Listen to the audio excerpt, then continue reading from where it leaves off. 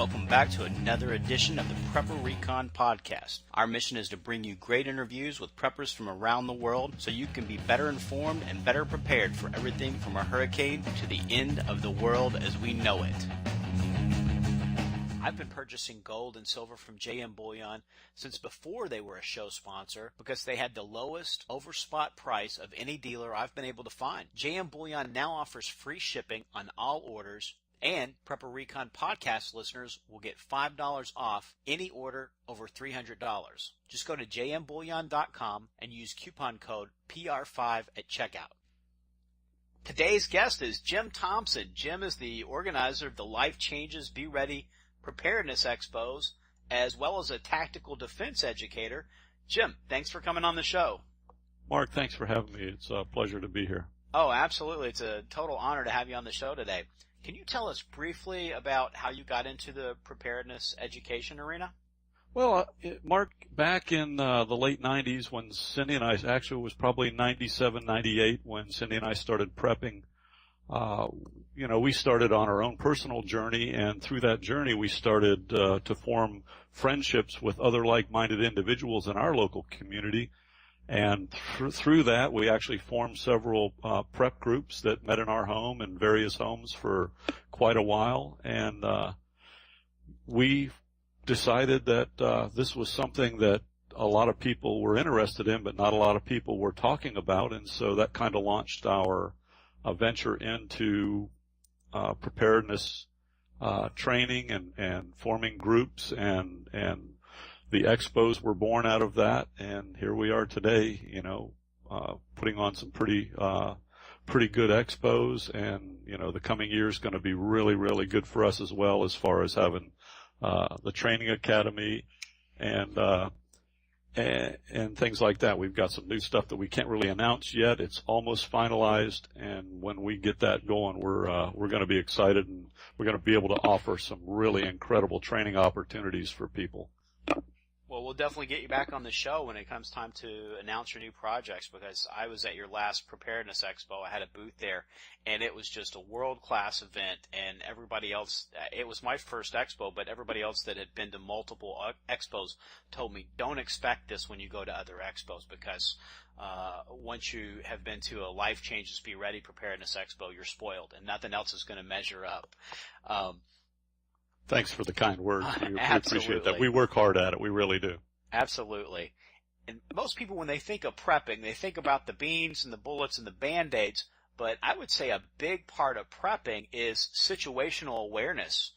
What are the things that are on your radar politically and economically that we need to be paying attention to?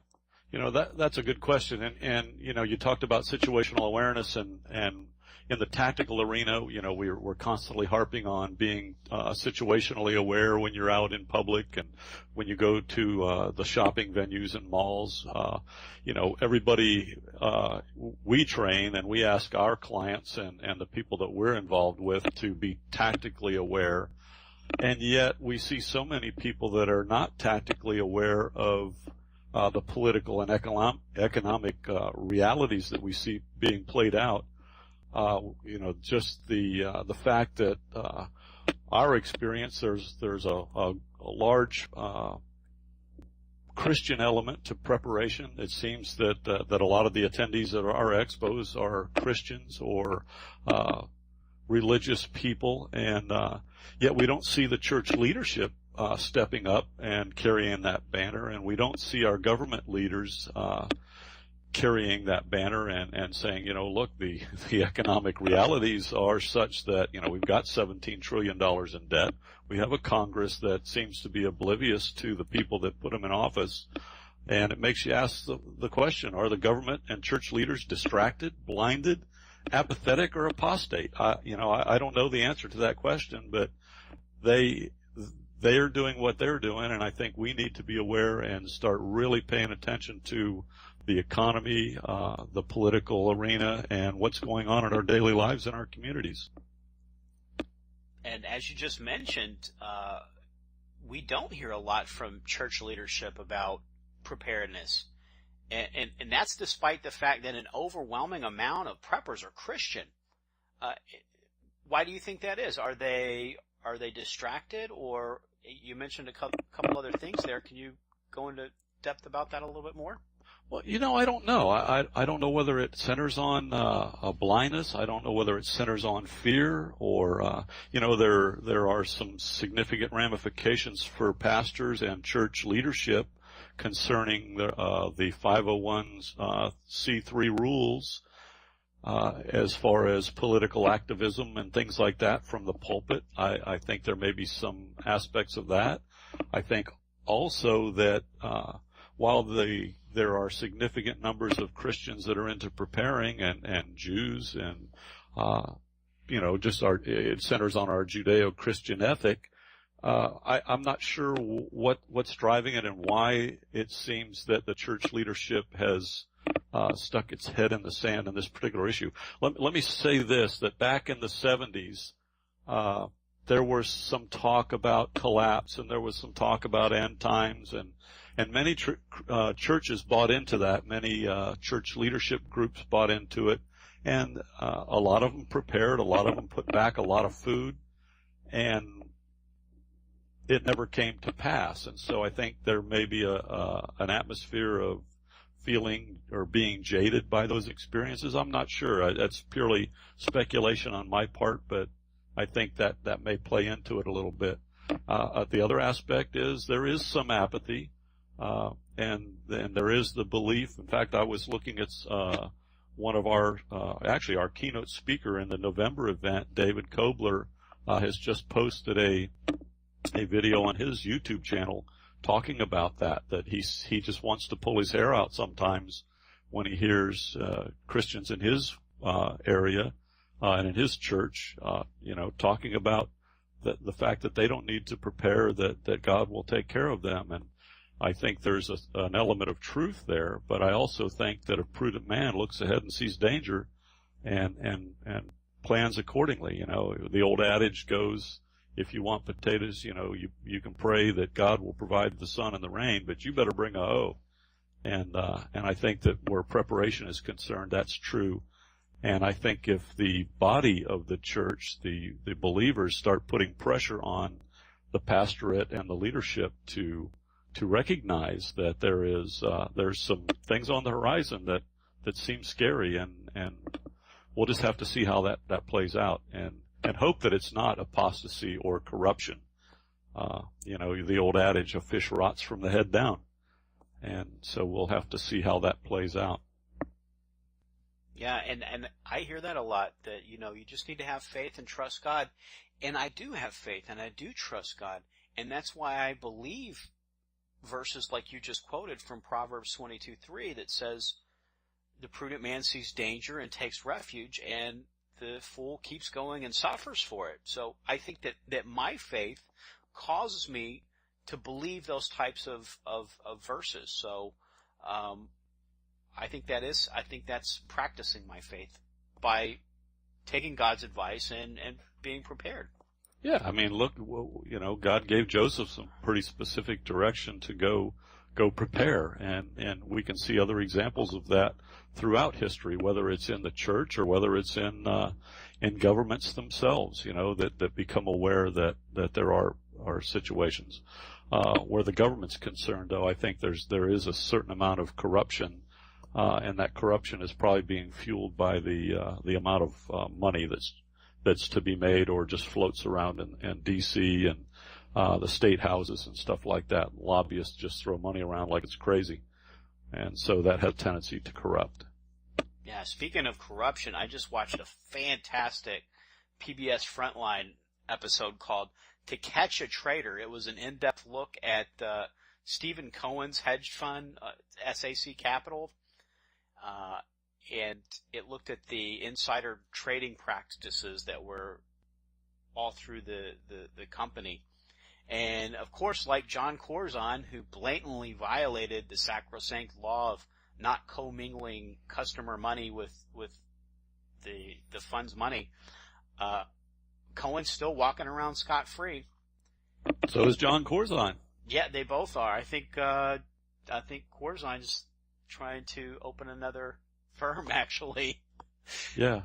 we touch on that in some of our talks. In fact, I'm talking to a Tea Party group tomorrow night, and one of the things that I'm going to talk about is today's banksters, if you will, versus yesterday's money changers, and what happened to the money changers back in the New Testament. If you look at the New Testament, I think a pretty good case can be made that Jesus only got mad one time in the description, and that was at the money changers, and he kind of threw them out of the temple. If and when people wake up to the fact that the middle class is being squeezed and the markets are corrupt, there's manipulation in the precious metals, Wall Street, the COMEX, there's rumors floating around. In fact, I think you just had a guest on that talked about the fact that there may not be any metals left in the COMEX to cover GLD and SLV. So we're seeing manipulation in the commodities. I haven't watched that Frontline episode, but from your description, I think it clearly lays out that what passes as generally accepted accounting principles and banking rules and laws today would have been considered illegal 60 years ago. So, where this leads and the fact that there's so much corruption in all aspects of daily life today. The current administration is no different than the Coolidge administration prior to 1929, the crash of 1929.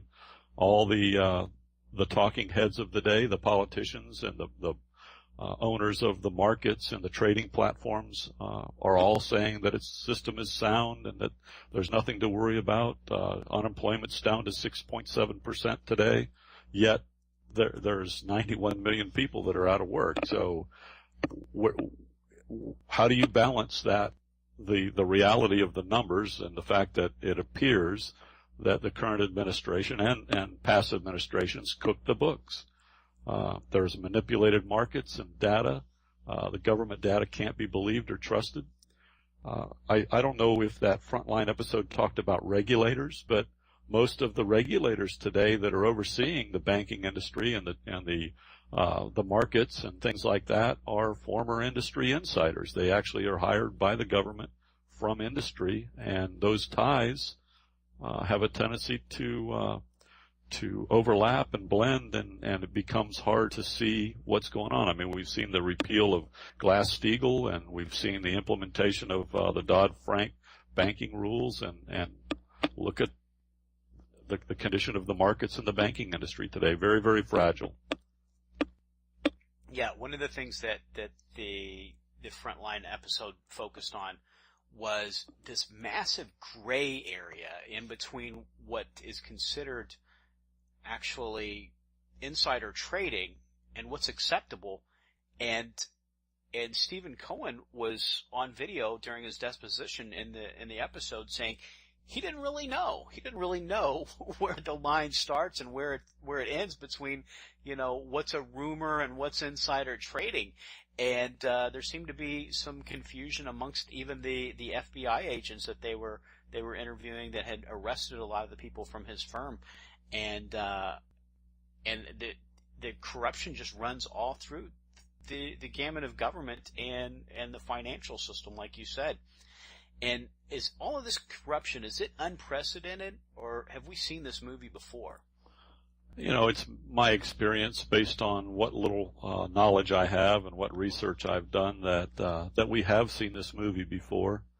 I think there are many, many things that we can learn from the past, and if you go and start paralleling ancient history to the trends and cycles that we see today, I don't think that the human condition has changed from past history to now. I think that it's very, very easy in a sin-fallen world to buy into or fall prey to what we're seeing played out today. It's uncanny.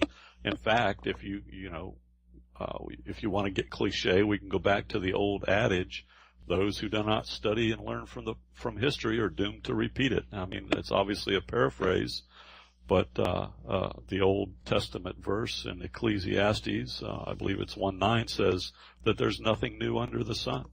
The players may change, but I think the the same movie script is being used, or the same life script, however you want to describe it. It's just today it's more visible because of media. Look how fast news travels today. It's instantaneous. And it boggles the mind, Mark, how the vast majority of people seem to be overlooking this or not paying attention, or again, maybe it's apathy that's fallen. As long as my check comes, as long as my benefits are on my EBT card or my unemployment benefits come in, I'm good.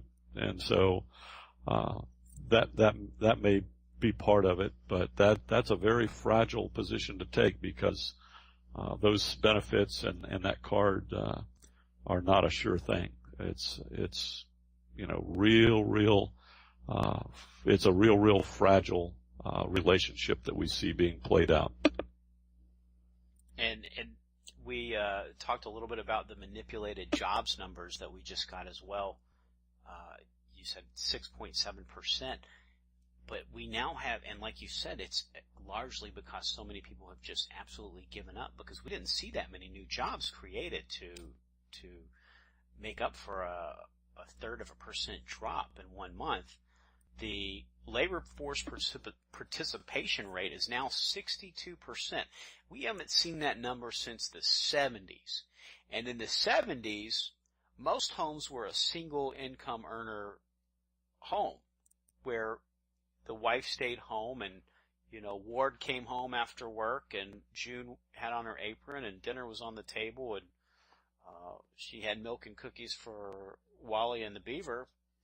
And I don't think that it's because things are so good that we can go back to a single earner in the home. I think it's that one of the people out of the home can't find a job. That's true, and I think if you look at the current and ancient warnings,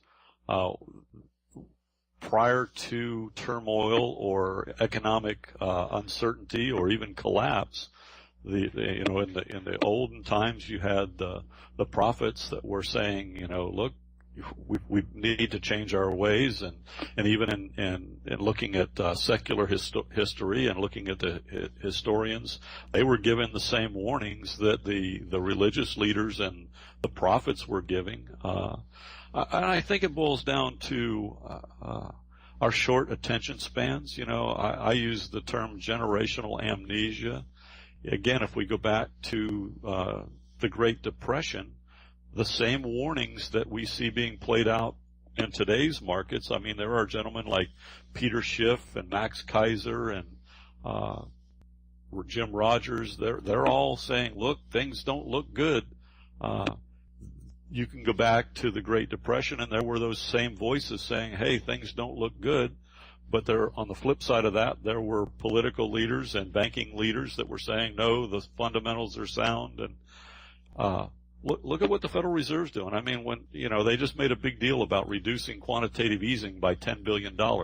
There's and the focus was on that $10 billion.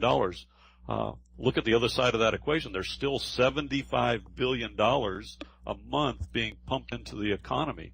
I call that hot money, and that hot money has to go somewhere, and it's going into commodities, and it's going into the markets, and there's artificial inflation. Look, we're only, we're on 40 to 60 year cycles. We're only 2 generations from the Great Depression, and we've completely forgotten about what happened. We've completely forgotten about the warning signs. We seem to be oblivious, and some of us are awake. I mean, obviously, you and I are having this conversation today, and we have people that look to our information and come to our events and listen to our podcasts and stuff. So there are people awake, but listen, this thing, generational amnesia, is going to be a tough proposition to overcome. Especially even now, modern economists are warning about financial collapse, and not just the economists who have a bearish or conservative bent. I mean, we're talking about some pretty mainstream investors and economists that are saying, look, if things don't change now and pretty quickly, we're headed for a financial collapse. Look at fundamentals. Today, you can't make stock purchases based on fundamentals because of the artificial nature, or what I call ethereal fundamentals. You've got so much misinformation with the internet. You've got quantitative easing and all the manipulation that the Federal Reserves or central banks around the world are doing. You've got fiat inflation. I'm sure some of your other interviews have covered the nature of fiat, and today's U.S. dollar is worth 97% less than it was when it was introduced in 1913. There's been a 97% inflation, and which means that the buying power has deflated. And so those are scary things to be looking at. It's are these the mile markers on the road to oblivion? Is this the slow slide into oblivion? We need to start looking for some signposts to tell us where we're at on today's path. And for me, I've been looking back and trying to correlate today's signposts with the ancient path that we once followed. And I not to get overly religious or scriptural at this point, but there's one scripture in the Old Testament that just really jumps out at me when I start doing my research, and that's in Jeremiah 6:16, where the author says, look, this is what the Lord says. Stand at the crossroads and look. Ask for the ancient paths. Ask where the good way is and walk in it, and you will find rest for your souls. If you look at today's society, there's not much rest. People are in turmoil. There's reliance on more and more government, and it's just doesn't. I like to consider myself a prudent man, and from that prudent perspective, it just doesn't look like we have a calm, sustainable, self-reliant lifestyle and population today. And that has the appearance and the preponderance of not ending well, I think, to use a modern term. Yeah, and I think that spiritual preparedness is maybe an area that's often overlooked by preppers. The rule of threes tells us that you can only go 3 minutes without air. I think it's 3 hours without shelter in bad conditions. Maybe if you were in this polar vortex, probably even less. 3 days without water. That's right. Yep. 3 months without, 3 weeks without food, and about 3 months without hope. So I think that you probably need some well bigger than yourself to draw from to get that hope that you actually need to physically sustain you. So I think that people that think that spirituality doesn't have a role in preparedness are not thinking logically, and maybe they haven't ever been in the situation to have to survive for more than 3 months, because most people that come through really, really tough times for more than a 3-month period, we hear this consistently, especially from prisoners of war, they had to draw their hope from their faith. And a lot of those that didn't have faith and didn't have a spiritual preparedness didn't make it. That's exactly right. And when we look back and we look at at history and look for sustainability and look for self-reliance and look for that deep well of faith that you speak about, what were the things about those ancient or even modern day survivors that sustained them? In ancient times, we looked for just weights and measures, sound currency. Back in olden days, gold and silver was considered to be as good as it got, and it's been considered money, not just a currency, but money for roughly 6,000 years. Ancient and even if you just only want to go back the 2 generations and go back to the Great Depression, there's a great divide between the morality of the people then and what we see played out in the public arena today. That moral personal life and the adherence to the golden rule. I mean, I'm reminded here just about 3 or 4 weeks ago, or maybe a couple months ago, sometime around the 1st of November, that first week, where there was a malfunction, a supposed malfunction with the EBT system, and within 5 hours of people not being able to purchase food with their EBT cards, there were riots in several Walmarts in several states. And when I say riots, I don't mean they just kind of got huffy and stormed off. I've seen videos, and you can go to YouTube and search them out, where they absolutely trashed the store. One store in Arkansas, it took them 2 weeks to put it back together. So that wasn't just a little temper tantrum that somebody threw because they weren't able to buy food or necessities with their EBT card. There's no such thing anymore as a just public life.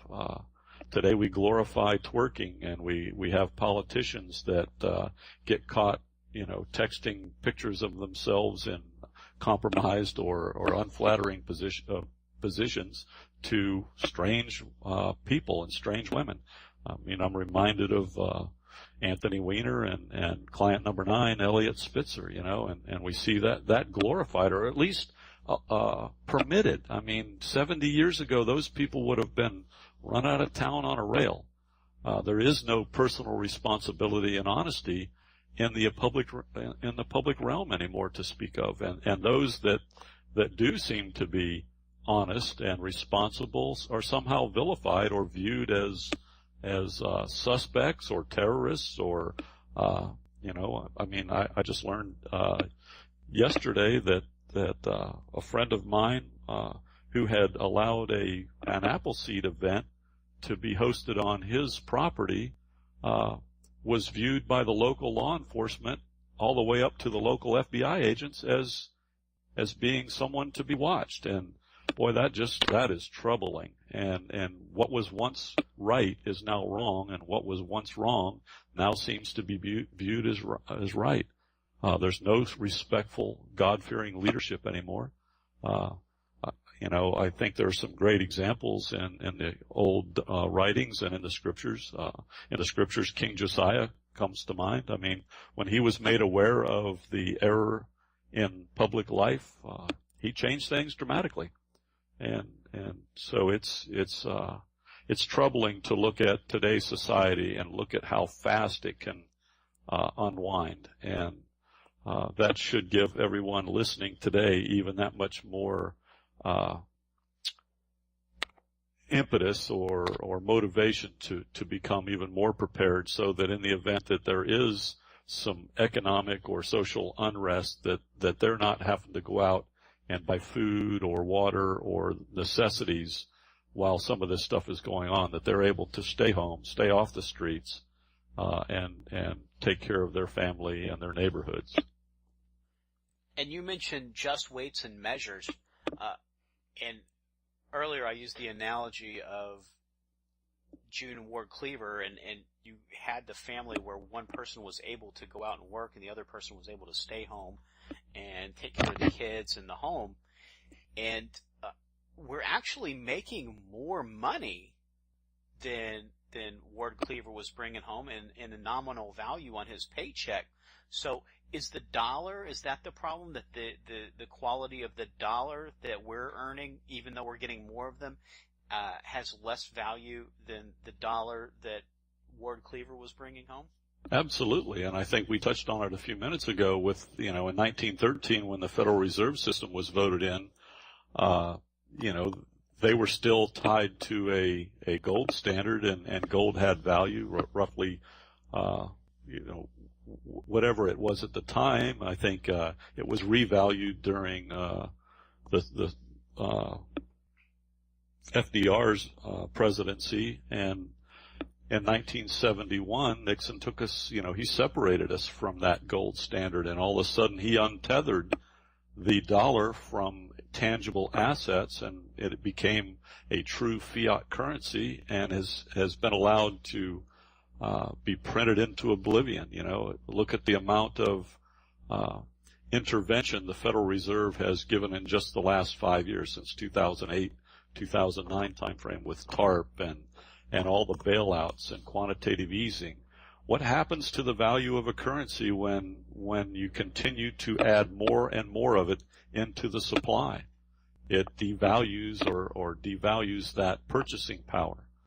And I think what you just described is exactly the symptom that we see played out in your example of what our dollar today, when you and I go to the grocery store, versus what Ward and June Cleaver were able to do back in the day, using them as an example. And also, we were talking about a just public life, and there's not really much of a rule of law either, is there? Because we see that there's people that have their public lives that are well connected, like John Corzine, for example. He was buddy with the Obama administration, and it seems like the rules don't apply to him. And that's all through the banking system and the finance system, isn't it? It is. And, you and I were talking before we went live here about without rule of law. And, whenever you hear that term used, automatically people think to social chaos and a complete breakdown of society and gangs roving around and raping and pillaging and stealing food and anything that's not nailed down. But that same without rule of law idea is being played out at the very highest levels. Right now I'm involved here in Florida with a group called the Florida Citizens Alliance, and one of our first efforts has been to introduce the Second Amendment Preservation Act into this 2014 legislative cycle. And what the idea behind that act is to use the 10th Amendment to further strengthen and protect the Second Amendment.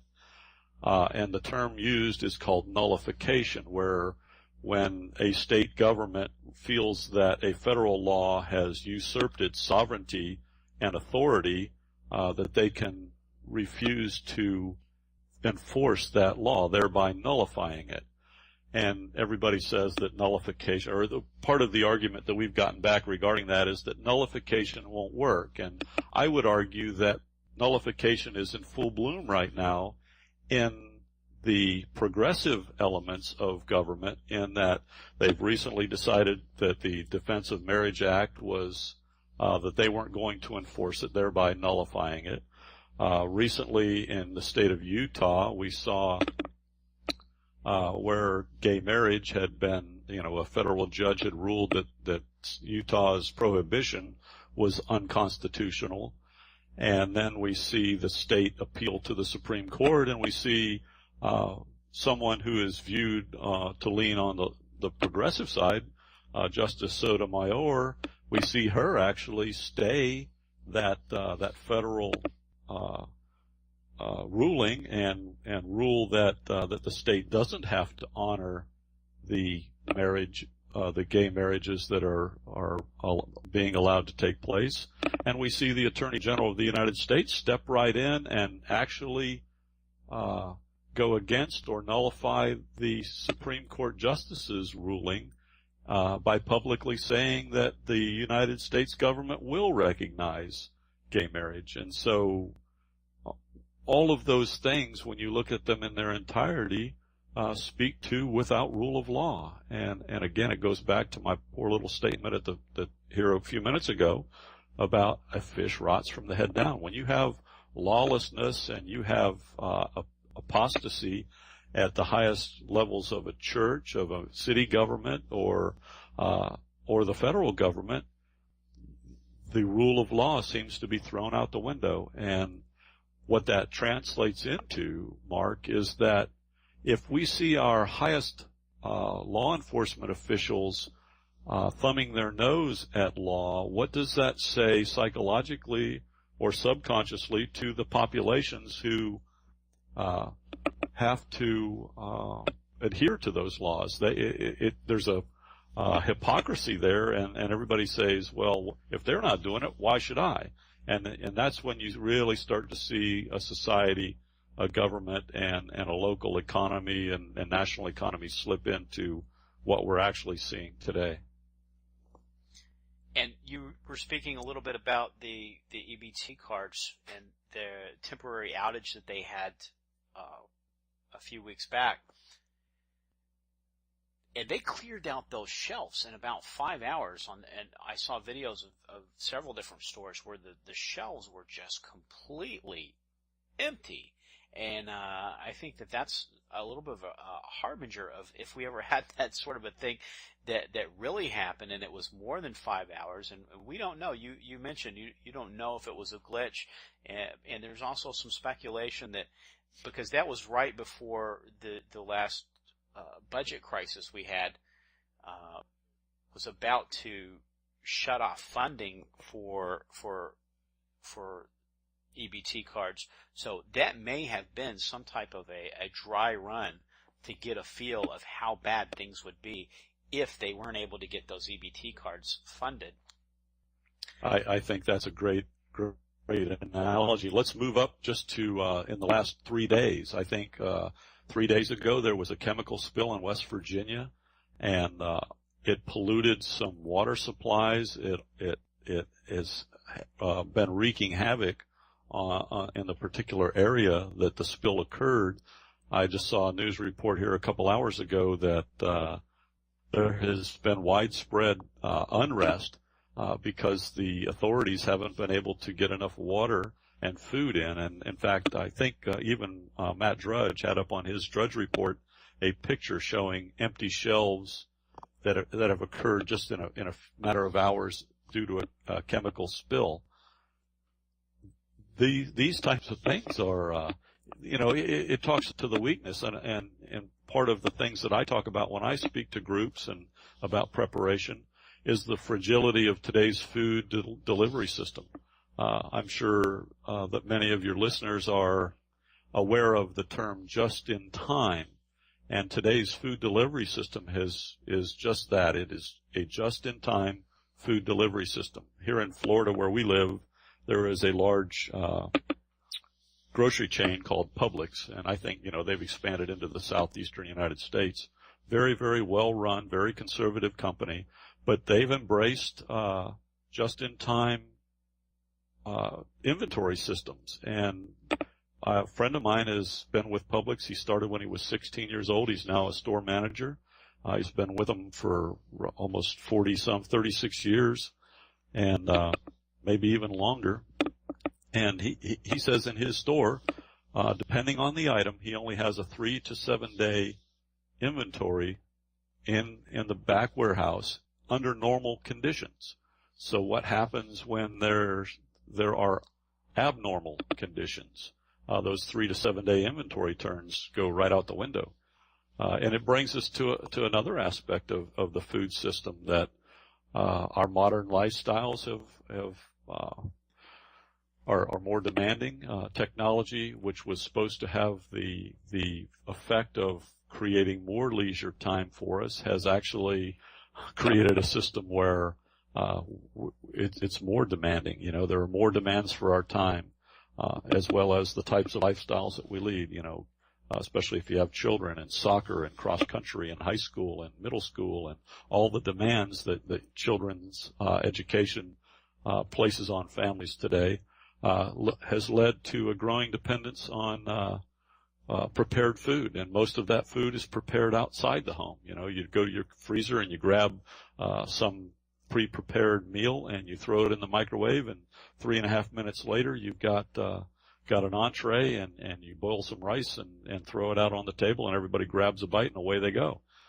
There's also, and you just alluded to this in that EBT system, that growing dependence on government and food, or government for food and shelter. And we're seeing that played out right now in West Virginia. The vast majority of the people were not prepared to be able to filter or purify water. They didn't have water supplies put back. They apparently didn't have a lot of food put back. And so there is a growing anger in that area because the government they instead of turning to each other or turning to a church that should have been prepared, they turn to the government for their food and water, and that it's that growing dependence that is leading to increased fragility, increased dependence, and the increased possibility of unrest and collapse. There's also the growing dependence on municipal utilities. If you go back 40, 50 years ago, most rural locations, everybody's on a well. I live in a very rural area, and I am on a well. But I've also made plans to have a purifier. I use and recommend Berkey's as a means to be able to purify water. That's all great stuff. And you know what? It's easy for me to ask what needs to change in Washington, but maybe the harder question is, what do I need to do to get back to the ancient path? That is the crux or the heart of my message. And Cindy and I have spent the last 15 years, getting prepared and helping others to get prepared. And I think for us, we can boil it down to three areas. And honestly, the preparation becomes an outgrowth of them. And I liken it to be able to return to that ancient path and that ancient, more self-reliant lifestyle.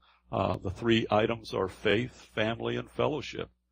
You talked about it just a few minutes ago, and we can relate it to faith. It's important to be able to have hope. And for me, that hope springs eternal from my faith in God, my faith in my family, my faith in my close friends, and in the community that I've become attached to. That's become the very foundation. And it begins with the individual and that personal journey into a strong faith and belief in something bigger than them. For me, that's God through the death, resurrection, and burial of Jesus. And I came to that belief 32 years ago, and it's been a fundamental foundation in my life for those 32 years. Well, no matter how prepared you are, statistically, 10 out of 10 people still die, right? So that's right. If you're not prepared for that, then you're really not prepared, because that's the one thing that's going to hit every single one of us. And you need to probably spend a little time thinking through what you're going to say when you show up on the gates of heaven. And I think that that's probably a worthwhile thing for people to get figured out before it happens, because just like everything else in preparedness, once it happens, it's too late. Once the chemical spill happens, it's too late to buy a gas mask. Once the dollar vanishes, it's too late to buy silver and gold. And once you show up on God's throne, it's too late to figure out how you're going to answer him and why you're going to tell him that you think that you should be allowed into his kingdom. And the Bible tells us that it's through the blood of Christ. And if you haven't repented and you haven't confessed your belief in Christ before that day, that you're not getting in. That's right. I mean, it's that death, burial, and resurrection that bought me the freedom and the eternal life that I enjoy today, and it is freeing. And I think that that boils down, or that brings us to the point where you travel in some circles where there are preppers, and obviously I'm at the place where a lot of people I come in contact with a lot of people, and I think if you look at the essence of what's driving this desire, I think God's calling to people to return to the ancient paths. They're hearing that still small voice calling out to each individual, saying that, look, there's something that's just not right on the horizon. Society is indeed as fragile as it appears. And I think many of them, certainly the guests that you've had on your show and most probably the people that you run in, the circles within which you run and within which I run, many of those people are answering that call to action. They're saying, you know what, I don't know what the future holds. I do know who holds the future, and I believe he's calling me to be a light. He's calling me to be able to share not only my faith, but also the knowledge that I have in regards to being prepared, the knowledge that I have in building stronger families, building stronger communities, and building those bonds that turmoil and collapse, whatever thing that you see on the horizon, won't tear down. And I think that's where family comes in. I think that's where we recognize that the lone wolf doesn't survive. He gets slaughtered.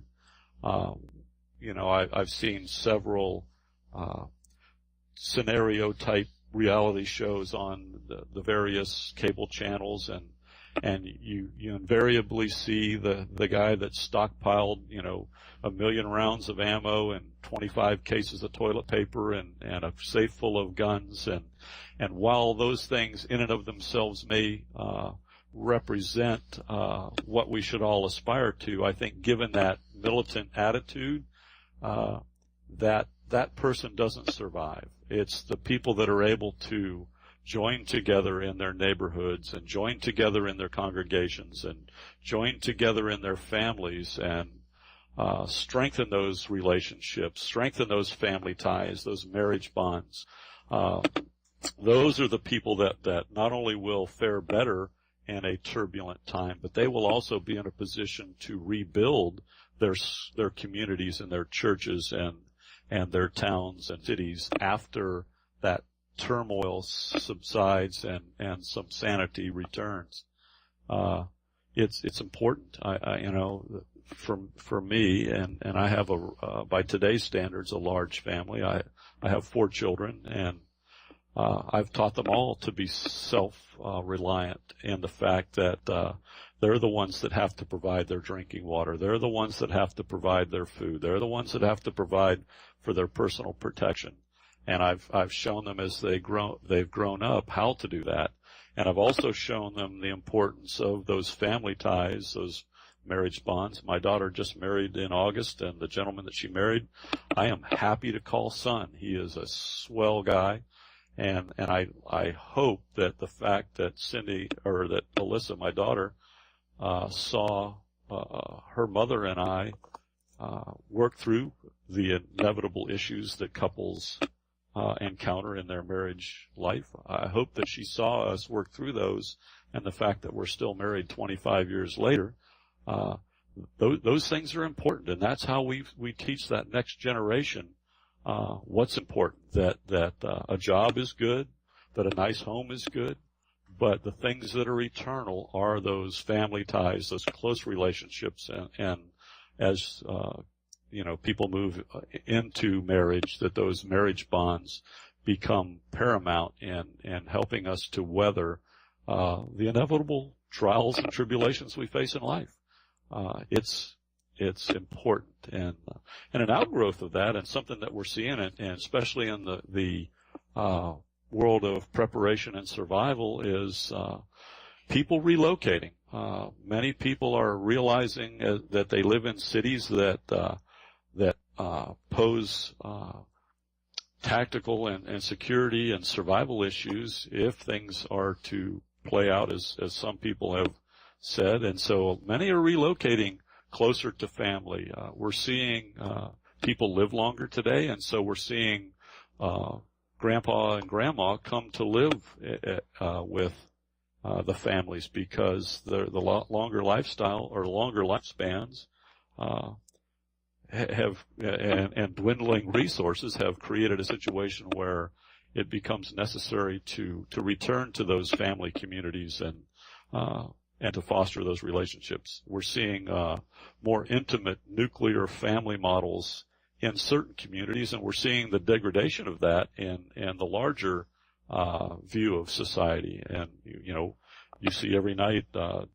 home invasions and shootings, and they're all being perpetrated by younger and younger people. And you see white on white crime and black on black crime, and those are escalating, and it's needless. And and this is my own personal opinion here, where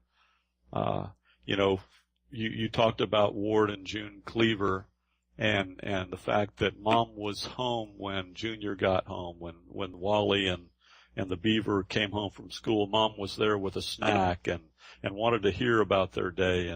And while there are many parents out there that are still able to do that, we've seen a real deterioration in that family, that intimate family model, because of the need for two incomes, because of the inflationary nature of a fiat currency and a Federal Reserve system.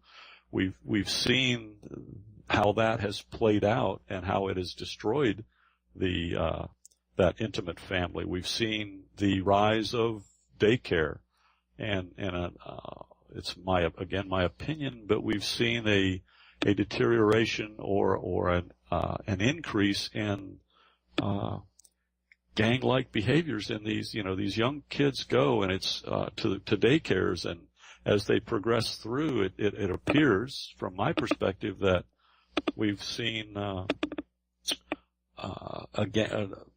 what the term I'm looking for, not a gang-like, but we've seen a survival of the fittest mentality. And so when a kid's 5 years old and they're at a daycare and somebody takes their toy, they're faced with the choice: do they take the toy back, or do they succumb to the bully?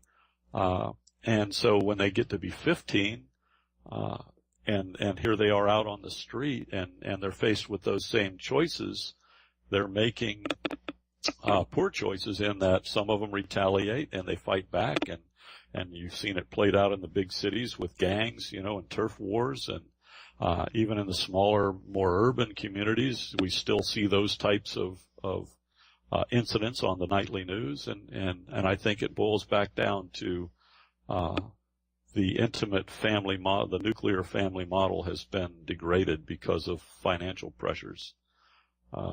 It's tough, and unfortunately,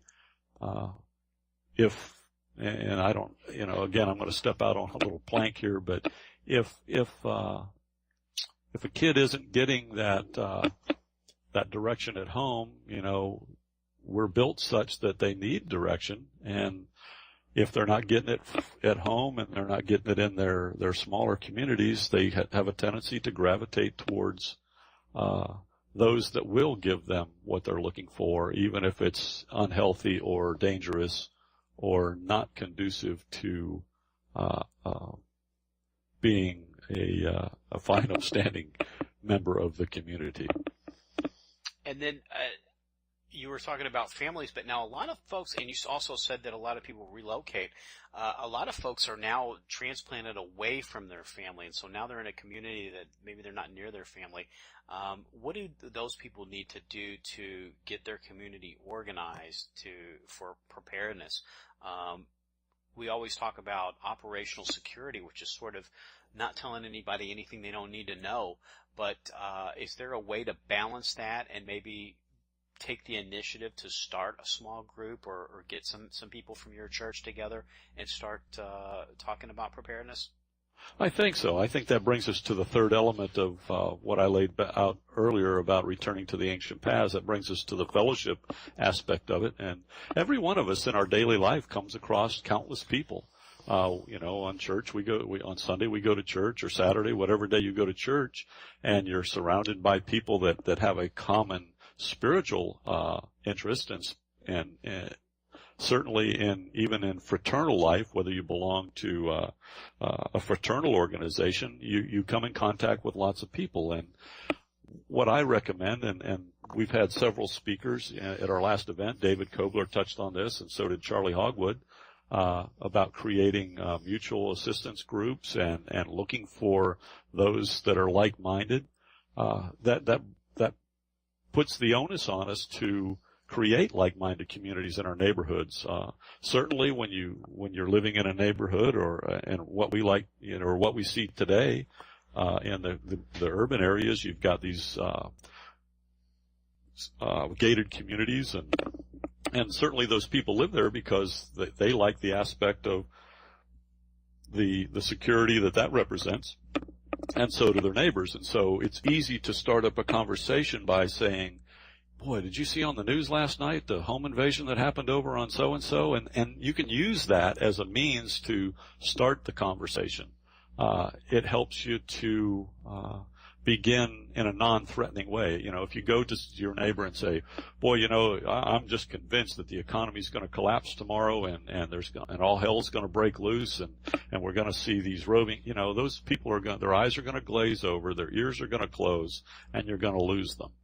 And the same is true in church. If you go in there with that militant, bunker mentality, I like to call it, you're going to encounter that glazed look, and those people are going to tune you out. But if you begin to speak to them about the common interests or the common threats, and begin that conversation, you can seek out like-minded people in your congregations, in your neighborhoods, at the grocery store, in your Lions meeting, or your Rotary Club. There are many different ways to start that conversation. And once you find out that those people are interested in and do share the same concerns that you do, you can even suggest at the churches that you form weekly meetings, or you can be the spark plug that says, hey, you know what, why don't we start meeting on 9 o'clock on a Saturday morning and discuss this a little further and see if there's things that we can do to help each other to be more informed and to be better prepared in the event that some of these things that we see played out on the news come to our neighborhoods. It gives you the opportunity to do that, and there's another aspect of that as well that's maybe the final aspect of that fellowship is to find established communities. If you're living in a big city and you've realized, or even a smaller city or a large town, and you've realized that things are headed towards a very uncertain future, that there's storm clouds on the horizon that you find troubling, there are lots of communities. I know that one of our speakers is James Rawls from survivalblog.com.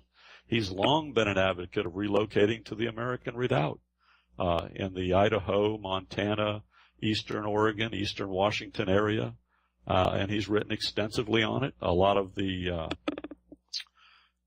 themes in his books revolve around people doing just that, finding retreat locales and moving to them in an effort to further protect themselves or further move them out of harm's way. And you know, that can be a two-edged sword in that just picking up and moving to a rural location because it's rural and it seems safe. Some communities can be a little bit parochial and not want to accept outsiders or view the newcomer as an outsider. And so, you know, you may want to find a vacation retreat in a rural location and go and spend a week there and start talking to people and maybe vacation there a couple times a year or whatever. I think our time is growing short from my perspective, and so I would probably be a little bit more deliberate about that. But there are many ways to move towards that mark, and but I think there are some established communities out there that are more receptive of people who are preparation minded or survival minded, and have a conservative constitutional bent.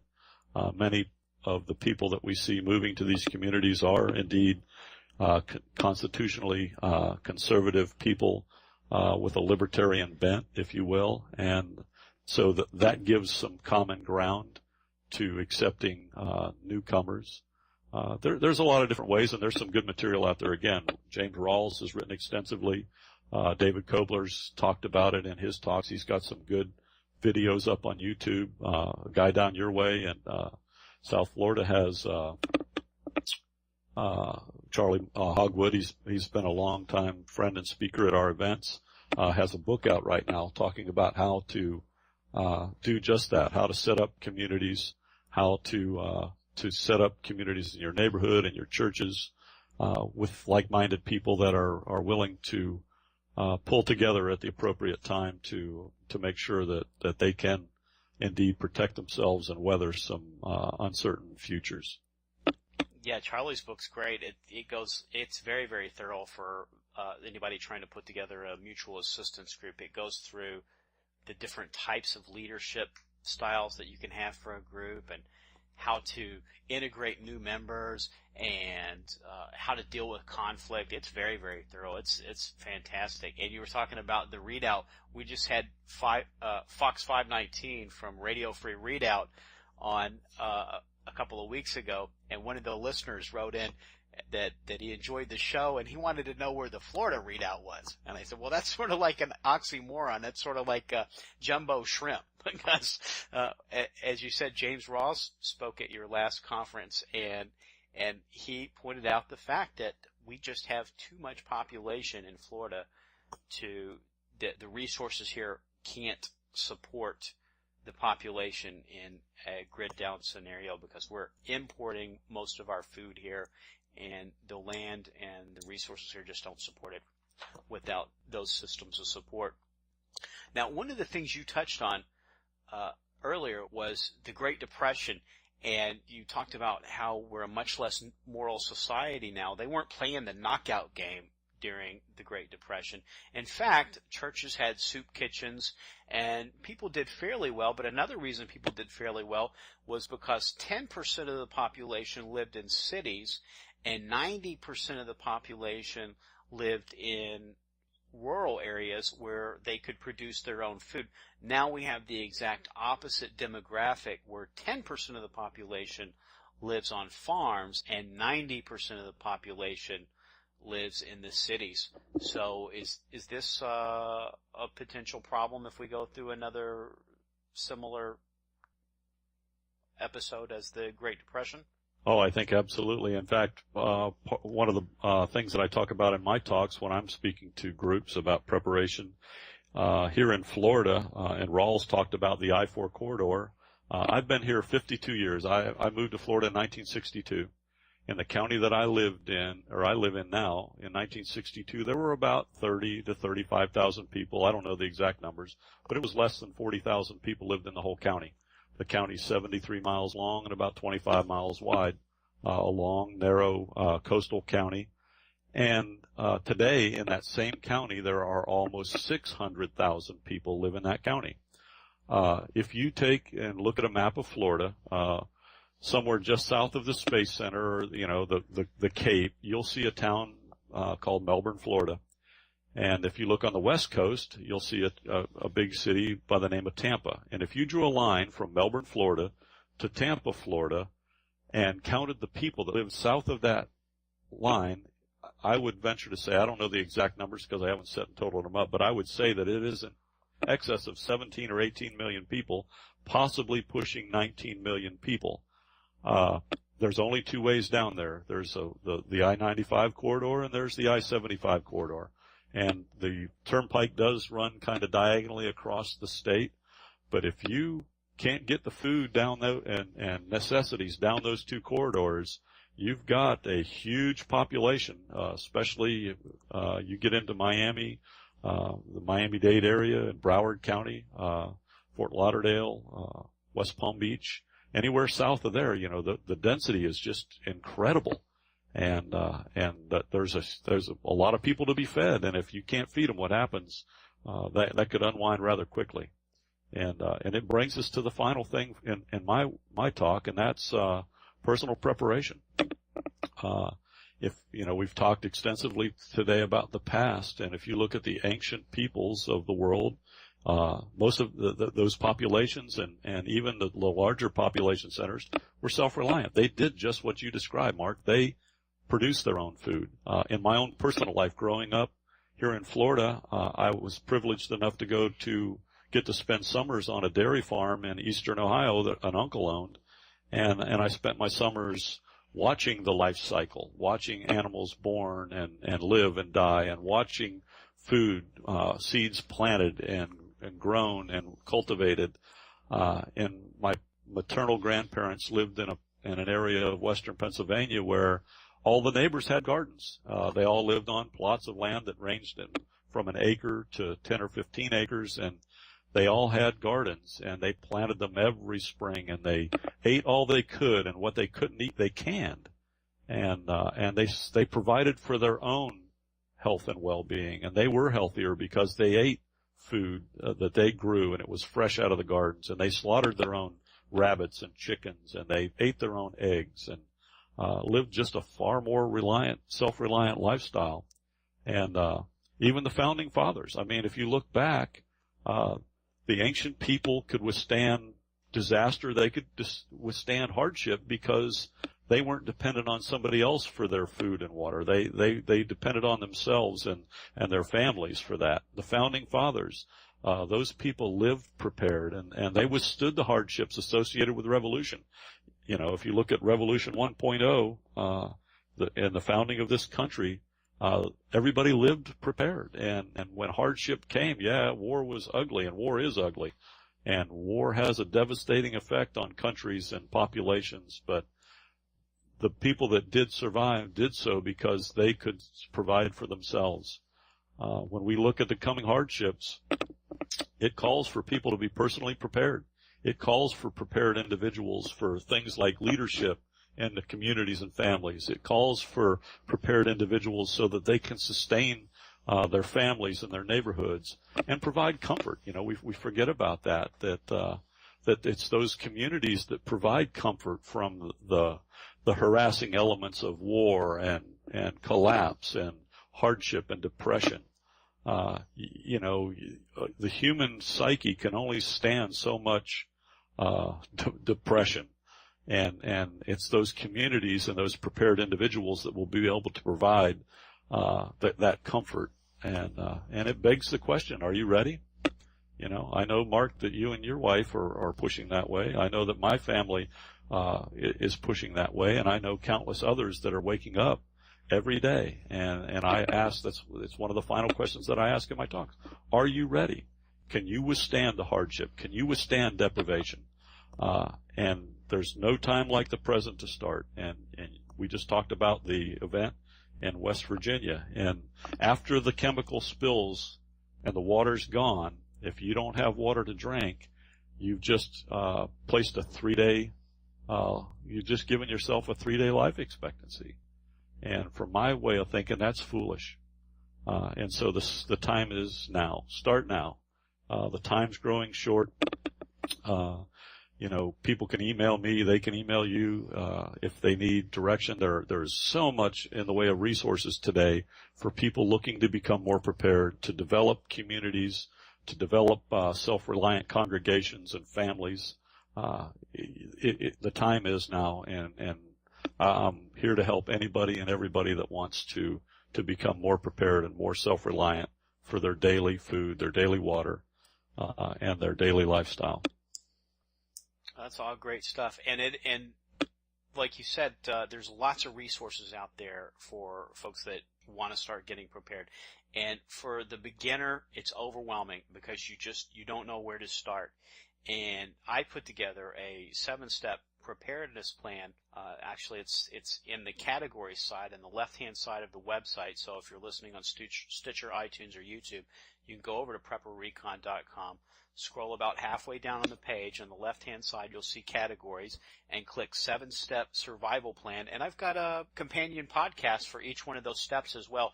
And it's just something to try to give folks a blueprint of what to do first, get a list of priorities, what to do next, and to try to break it all down into mouth-sized bites, because, you know, how do you eat an elephant?